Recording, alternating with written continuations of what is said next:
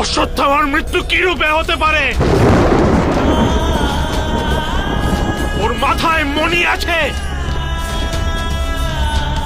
ওর শরীরে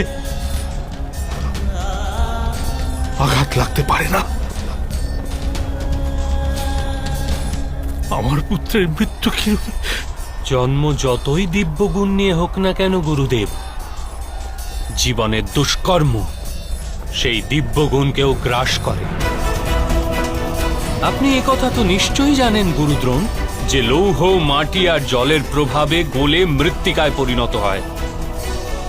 আপনিও যদি অশ্বত্থামার কর্মের বিচার করেন,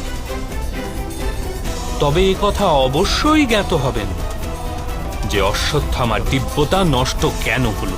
অসম্ভব! মহাভারত প্রতিদিন রাত ৯টায় কালার্স বাংলায় ও জিও হটস্টারে।